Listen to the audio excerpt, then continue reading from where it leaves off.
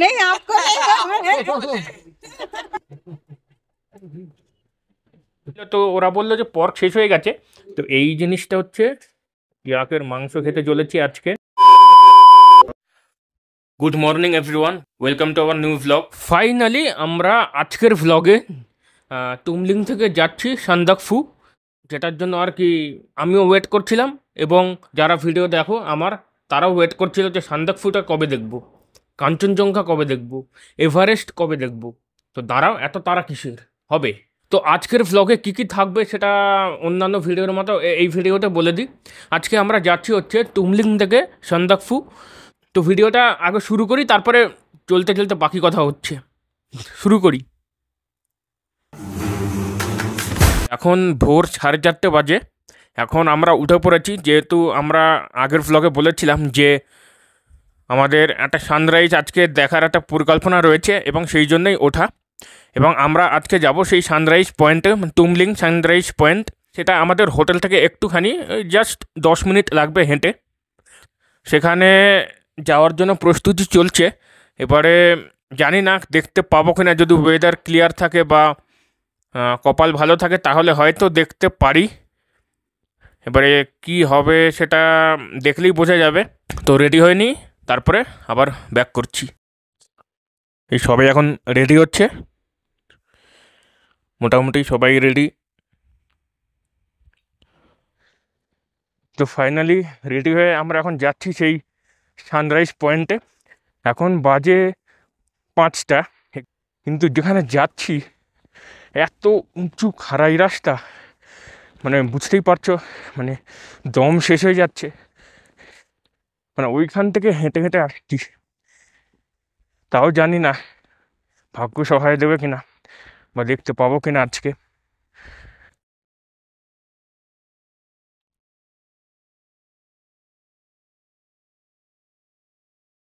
এরকম খাড়াই রাস্তা দিয়ে আমরা সেই মনাস্ট্রি, এটা বলেছিলাম, এখান দিয়ে আমরা এখন উঠে যাচ্ছি।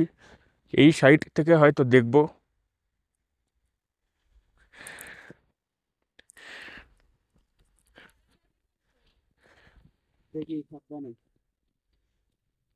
তারপরে লোকে বলবে হাই, গুড মর্নিং।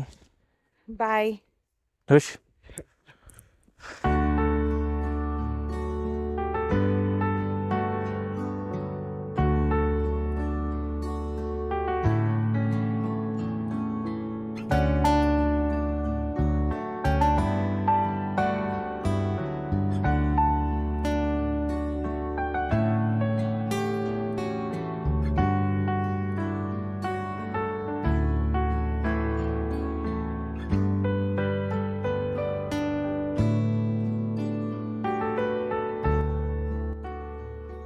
এই যে এখান দিয়ে যে খাতটা দেখতে পাচ্ছ, এই খাতটা যেখানে শেষ হচ্ছে এই জায়গাটায়, এখানে আমরা দাঁড়িয়ে কালকে ছবি তুলেছিলাম প্রাণের ঝুঁকি নিয়ে।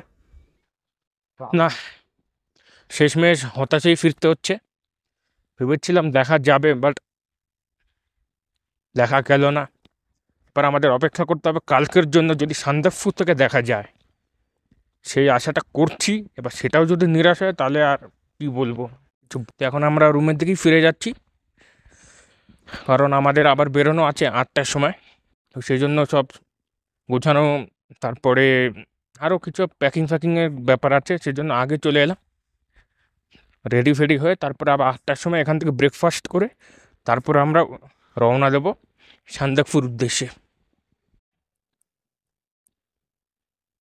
এখন একটু এখান থেকে একটু গরম জল নিয়ে নেবো খাওয়ার জন্য, কারণ যা ঠান্ডা জল মানে খাওয়া যাচ্ছে না।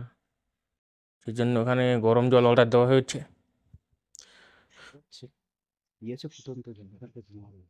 তো সেই সময় গরম জল পেয়ে গেছি, এবার চলো রুমে যাই।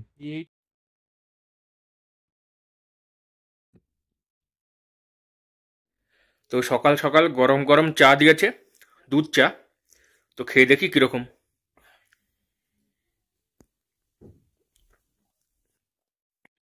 বেশ ভালো, চিনি ছাড়াই আছে, বাট ওকে।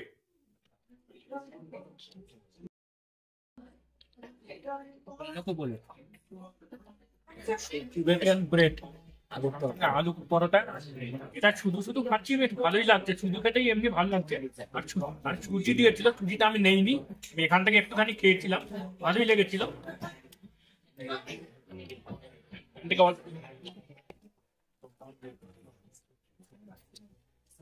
ভালো।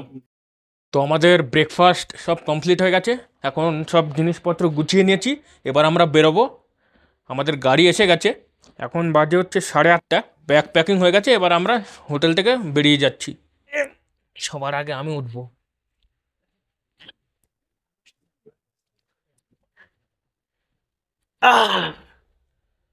উঠে গেছি, আমরা গাড়িতে ঢুকে পড়েছি, এবারে বেরোবো সান্দাকফু। গন্তব্যস্থল সান্দাকফু সে বলে দিয়েছি আগে, আমি তাও একবার বলে দিলাম আর কি। আমরা সিঙ্গালীলা ন্যাশনাল ফরেস্টে ঢোকার আগে একটা পারমিট করে নিয়েছিলাম, মানে এটা সবাইকেই করতে হয় সান্দাকফু যাওয়ার জন্য। সেটা হচ্ছে পার পার্সন 200 টাকা করে। আমি আগের ভিডিওতে বলেছিলাম যে সান্দাকফু যাওয়ার সময় একটা পারমিট করতে হয়। এর আগে আমরা একটা পারমিট করেছিলাম, সেটা হচ্ছে মানেভঞ্জন থেকে তুমলিং যাওয়ার সময়, সেটাও 200 টাকা ছিল পার পার্সন। তো এবারও কাটতে হলো, পারমিটটা করিয়ে আমরা এবার চললাম সান্দাকফুর দিকে। দেখতে থাকো। তো আমরা এখন সিঙ্গানীলাল ন্যাশনাল পার্কের ভেতর দিয়ে যাচ্ছি। দুপাশে ঘন জঙ্গল এবং বেশ একটা মানে কি অ্যাডভেঞ্চার ফিল হচ্ছে, কিন্তু কোনো প্রাণী দেখতে পাচ্ছি না। नहीं आपको नहीं करना है।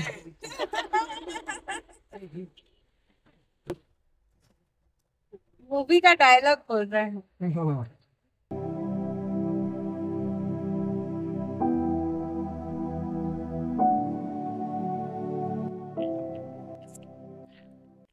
তো এখন আমরা সান্দাকফু যাওয়ার পথে যাচ্ছি, আর হয়তো 10 কিলোমিটার মতন আছে এখান থেকে। তো এক জায়গায় দাঁড়িয়েছি একটু ফটো ফটো তোলার জন্য আর কি। এখানে চারিপাশে সব রডোডেনড্রন গাছ। এই আসতে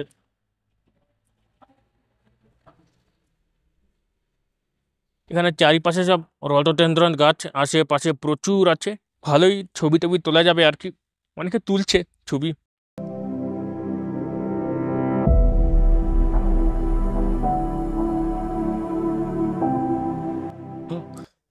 তো এখন আমরা কালীপোখরিতে এসছি।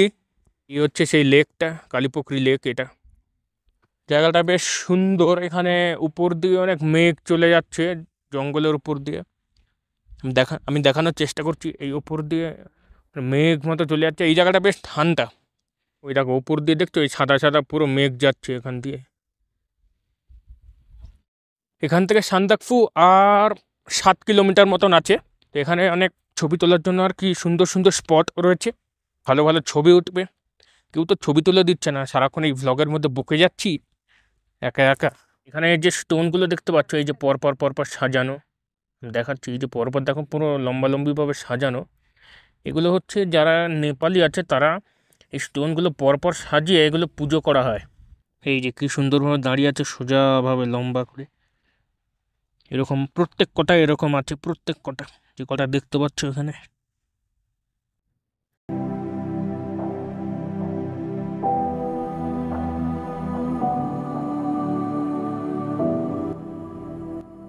Hektika Asyoga, Nepali currency, huh?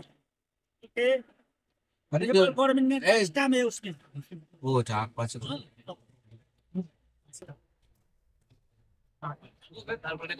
এই নয় ফ্রি, আমরা 4টে টিকিটে নেপাল যাচ্ছি।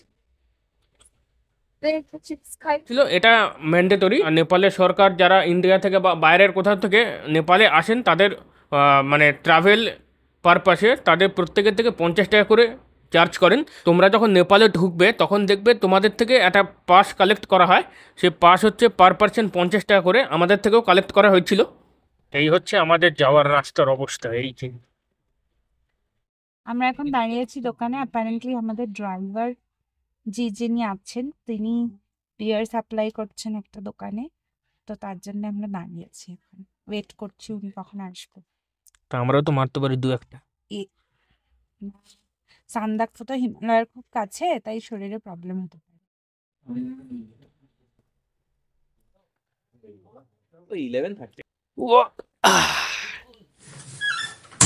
তো এটা হচ্ছে আমাদের হোটেল, যে হোটেলে আমরা সান্দাকফুয়ে থাকবো।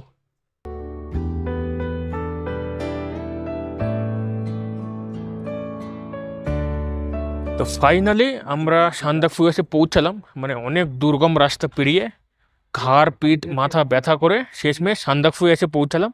তো ওই পেছনে যে দিকটা দেখতে পাচ্ছি ওখান দিয়ে কাঞ্চনজঙ্ঘাটা দেখা যায়। দেখো এখানে পুরো মেঘে ঢাকা, আর এখান থেকে কতটা দেখাতে পারবো জানি না। ওই দূরে ওই যেখানে দেখতে পাচ্ছ ছোট ছোট বাড়ি দেখা যাচ্ছে, ওইটা হচ্ছে ফালুট। তো এখন মোটামুটি সান্দাকফুর টেম্পারেচার ওই অ্যারাউন্ড 10 ডিগ্রি মেবি। এখানে নেটওয়ার্ক প্রপার আসছে না বলে আন্দাজে বললাম, নট শিওর, বাট মোটামুটি যা হাওয়া দিচ্ছে বা যা ঠান্ডা ফিল করছি তাতে মনে হচ্ছে অ্যারাউন্ড 10 অর সামথিং, তাই হবে। জায়গাটা বেশ সুন্দর, একটু গ্রাম, চারিপাশে অনেক বাড়িঘর আছে, অনেক ছোট ছোট এরকম বাড়ি আছে, বাড়ি বা হোমস্টে যাই হোক কিছু একটা হবে এগুলো। এই সারা ট্রিপে এখন আমার ভোডাফোনের টাওয়ারটা পাওয়া যাচ্ছে, মানে এতক্ষণ যেখানে যেখানে ছিলাম কোথাও পাওয়া যাচ্ছিল না। এখন এই সান্দাকফু এসে দেখছি এই ভোডাফোনের টাওয়ারটা একটু জল জল করছে আর কি। এখন একটু নেট ব্যবহার করা যাবে আর কি শান্তিতে। এই যে এখানে যে গাছগুলো দেখছো, গাছে দেখো একটাও পাতা নেই, কারণ এখানে মাঝে মধ্যে স্নোফল হয়, সেই জন্য আর কি গাছে আর কি পাতা হয় না। কিন্তু আজ থেকে 2-3 দিন আগেও এখানে স্নোফল হয়েছিল। ভালো হতো যদি এখন যদি হতো তাহলে ভালো হতো আর কি, দেখাতে পারতাম বরফটা। আর এখান থেকে পুরো মেঘ পুরো উপর এখান দিয়ে নেমে আসছে পুরো নিচ দিয়ে। এই গুঁতোতে আসবে এ ভাই গুদোস না আমাকে দয়া করে। লাল জামা লাল জামা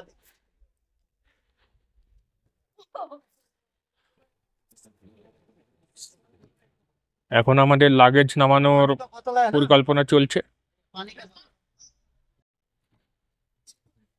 বাবু ঠিক আছে এই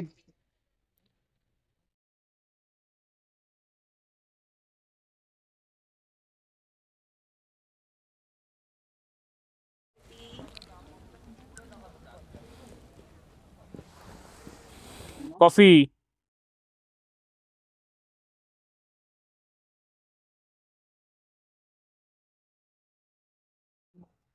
হ্যালো। তো এখান থেকে কফি দিয়েছে, মিল্ক কফি। আমি বলেছি মিল্ক কফি দিতে, তো তোমরা চাইলে ব্ল্যাক কফিও খেতে পারো, বাট আমার মিল্ক কফি বেশি প্রেফার করি, সেই জন্য মিল্ক কফিটা আমি নিয়েছি। এখন একটু হোটেলের বাইরে এসে একটু গরম গরম কফি খাবো আর কি, দেখি কীরকম হয়েছে।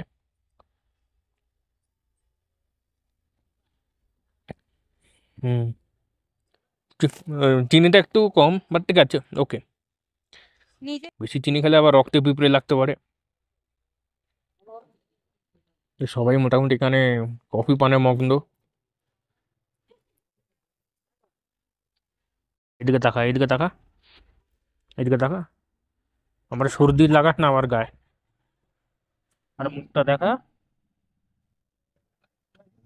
এই এই এই এই এই এই এই এই এই এই এই এই এই।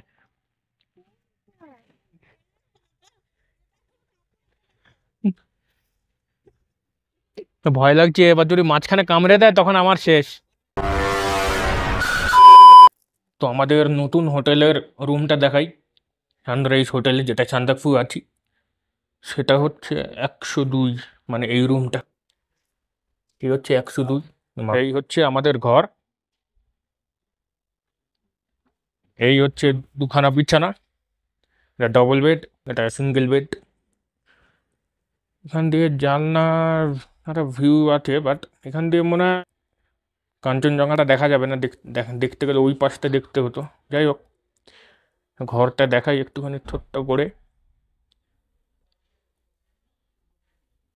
যদিও ঘরটা খুবই ছোট, মানে হোটেল অনুযায়ী মোটামুটি ছোট, খুব বড় নয়। ঘরের ভেতর এত ঠান্ডা লাগছে না, এই পড়ে আছি আর কি, কখন আসলে কখন মানে ঠান্ডা বাড়ছে তো কখন কমছে, মানে যেহেতু রোদ পড়ছে তো মাঝে মধ্যে একটু গরম লাগছে, আবার মাঝে মধ্যে ঠান্ডা লাগছে, তো বারবার চেন তো ওঠানামা করতে পারছি না, একেবারে পড়ে রয়েছি। বলা যায় না আবার কখন ঠান্ডা লাগবে। ঠিক আছে, আর এইটা হচ্ছে আমাদের বাথরুম। বাথরুমটাও মোটামুটি ছোটোর ওপরে। তবে এই ঘরটা আর একটা একটু সমস্যা, সেটা হচ্ছে একটু নোংরা নোংরা মতো ঘরটা, মানে খুব পরিষ্কার পরিচ্ছন্ন না, মানে আমার যা লাগলো দেখে আর কি। তুমি সবার আগে বসে গেছো খেতে? Actually, yeah, খারাপ।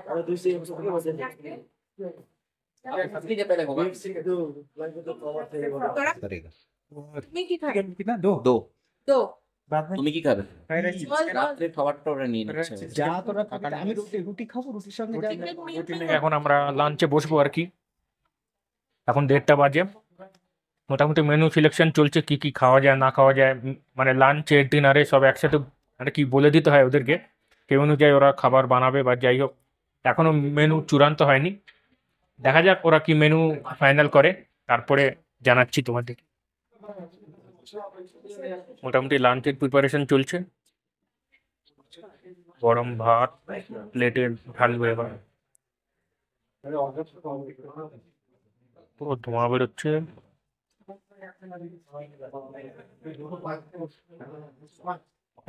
छोटा समझ के छोटा बनाया, छोटा समझ के छोटा बनाया, ठीक है। ইয়াক তো ছোট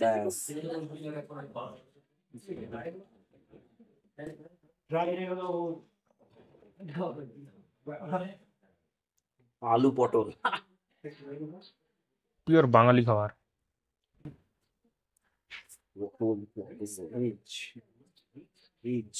আলু পটলের তরকারি গেলে মিক্স ভেজ। বেশ চাবিটা জল নিয়ে আসি, কেমন খাবে? ফাইনালি আমরা লাঞ্চ নিয়ে বসেছি। তো আজকের মেনু হচ্ছে সিম্পল, অন্য জায়গায় যা যা খেয়েছি তাই, আলাদা কিছু নয়। ভাত, ডাল, আলু পটলের তরকারি আছে, কচু ভাজা আর স্যালাড তো রয়েছে। আর গ্রেভিতে যেটা নিয়েছি সেটা হচ্ছে আমরা এগ কারি নিয়েছি। আর স্পেশালি যেটা নিয়েছি সেটা, তো এই জিনিসটা হচ্ছে ইয়াকের মাংস খেতে চলেছি আজকে।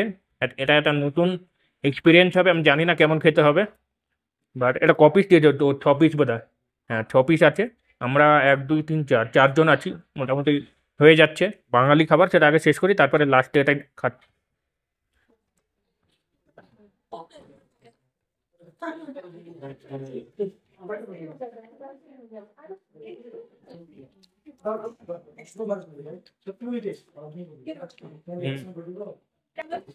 এই এগ কারিটা একটু অন্যরকম খেতে, মানে আগের যেহেতু দুটো হোটেলে খেয়েছিলাম তার থেকে একটু অন্যরকম খেতে, একটু লাস্টে যেটা খাবো বলেছিলাম।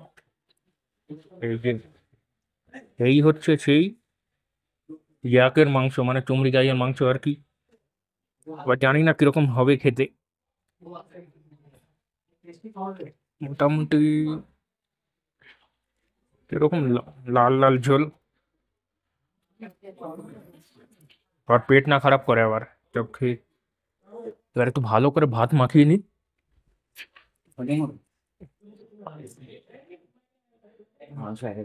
শুধু গ্রেভি দিয়ে রাইসটা মেখে খেলাম, বেশ ভালোই খেতে, বেশ ভালো খেতে। ভালোই লাগলো। এবারে এই পিসটা একটু কামড়ে দেখবো কিরম খেতে না খেতে।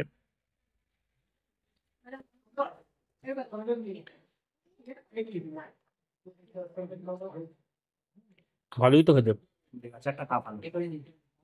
বেশ ভালো খেতে, ভালো খেতে না? ব্যাপক খেতে। না তুই বলছো না চিবোতে হবে, কোথায় চিবোতে হবে? চিবি না তো, বলছিল চিবোতে হবে, বাট এরকম খুব চিবি ব্যাপার নয়। এরকম দেখতে মাংসটা মোটামুটি ছোট ছোট পিস হয়, এরকমই পিস হয় বোধ হয় নাকি? আমি জানি না, প্রথমবার। তো ফার্স্ট টাইম হিসেবে ভালোই লাগছে খেতে মোটামুটি। আমি তো যা দেখলাম না ছোট ছোট পিস হয়। আচ্ছা, আমরা এখন খেয়ে দিয়ে নিই, তারপরে আবার তোমাদের সঙ্গে দেখা হচ্ছে। তো ফাইনালি আমাদের লাঞ্চ কমপ্লিট।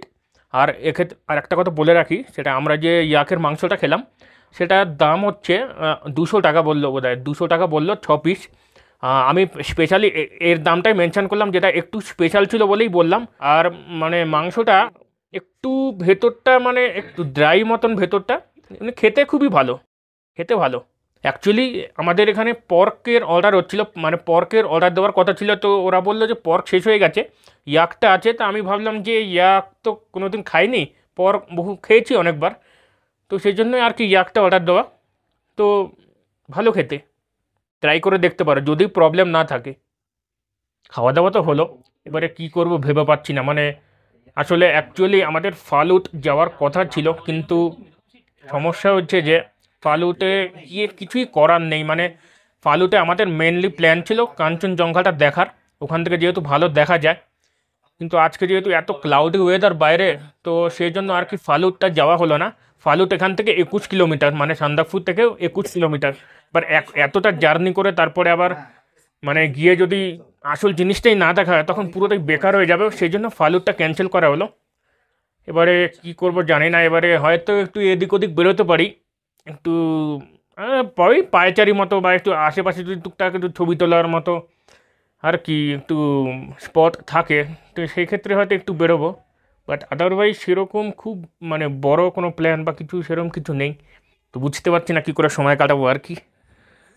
এক্ষুনি এটা আলে যাওয়ার কথা হচ্ছে 4টের সময়, তো কী করবো বুঝতে পারছি না, মানে যাবো কি যাবো না, একটা অদ্ভুত দোটানার মধ্যে রয়েছি। আল মানে ওই যেখান থেকে সানসেটটা আর কি দেখা যায়, ওই 4:45 কটার সময় বললো এখানে সানসেট দেখা যাবে, তো ওই দেখতে আর কি যাবে। তো ফাইনালি কাকুরা চলে এসছে, কিন্তু কি করেছে না করেছে মানে কোথায় গেছে সেটা একটু আমি কাকুর মুখ থেকে শুনে নেবো। আল জায়গাটা আমরা খোঁজার চেষ্টা করলাম, গেছিলাম কিছুটা ফালুটের দিকে, কিছুটা হাঁটলাম 1.5-2 কিলোমিটারের মতো, কিন্তু এত কুয়াশা ছিল যে ওখান থেকে ঠিক প্রপার সানসেটটা দেখা গেল না। এবং ওই জায়গাটা থেকেই এর আগে যে গেছিল সে আমাদের নিয়ে গেছিল গাইড করে, কিন্তু যেটা দেখলাম যে এত কুয়াশা, এবং এটা সকাল থেকেই আমাদের ভীষণ রকম ভাবে আমরা ডিপ্রেসড হয়ে আছি, যে কাঞ্চনজঙ্ঘা দেখা তো গেলই না, তার যে ম্যাজেস্টিক ভিউ সেটা তো দেখতে পেলামই না, আজকের দিনের কথা বলছি। আর এমনিতেও সানসেটটাও দেখতে পেলাম না সেভাবে। যাই হোক, কালকের দিনের সানরাইজটা আশা করছি যে দেখতে পাবো সকালবেলা, দেখি যদি পাই তাহলে নিশ্চয়ই শেয়ার করব। মানে আজকের দিনটা পুরো বোরিং গেল তাই তো? আজকের দিনটা সেভাবে খুব একটা সফল হলো না, কালকের দিকে তাকিয়ে আছি, দেখা যাক কালকে কতটা কি দেখতে পাই। আর আমাদের এই যে ব্ল্যাঙ্কেটটা দেখছো, এই ব্ল্যাঙ্কেটটা হচ্ছে ইলেকট্রিক্যাল ব্ল্যাঙ্কেট, মানে একটু গরম হয় আর কি। তো যা ঠান্ডা পড়েছে, তো ওদেরকে বললাম যে একটু এরকম ব্যবস্থা করতে, মানে ডাবল বেডের জন্য 300 টাকা আর সিঙ্গেল বেডের জন্য 200 টাকা। তোমার কি গরম হচ্ছে? হ্যাঁ হচ্ছে, অল্প হচ্ছে। ও বা কি সুন্দর পর খাওয়া হচ্ছে আর সন্ধ্যেবেলা। ইয়াম্মি। আর এখানে সন্ধ্যেবেলা মোমো খাওয়া হচ্ছে, নিশ্চিন্তে একদম মানে চোখ বন্ধ করে মোমো খাচ্ছে কাকু।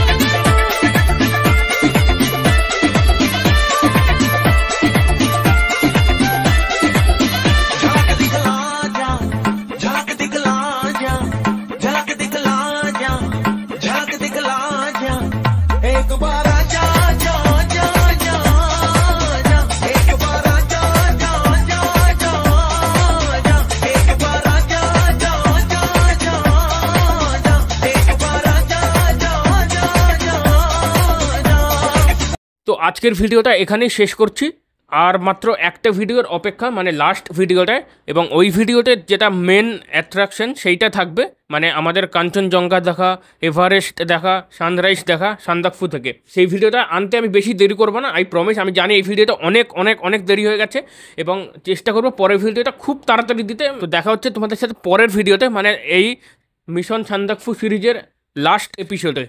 ও হ্যাঁ, আরেকটা কথা বলতে আমি ভুলে গেছি, সেটা হচ্ছে ডেসক্রিপশানে দেখো আমার ইনস্টাগ্রাম এবং ফেসবুক পেজের লিঙ্ক দেওয়া আছে, তোমরা সেখানে গিয়ে দেখতে পারো। ইনস্টাগ্রামে আমাকে চাইলে ফলো করতে পারো, ফেসবুক পেজটাও ফলো করতে পারো। আর হ্যাঁ, সাবস্ক্রাইবটা করবে। আগের ভিডিওটা কেউ সাবস্ক্রাইব করেনি, একটা সাবস্ক্রাইবার হয়নি। এই ভিডিওতে অন্তত 5টা করে দাও, 5টা। ওকে, রাখছি। আজকের ভিডিওটা এখানে শেষ করছি। টাটা।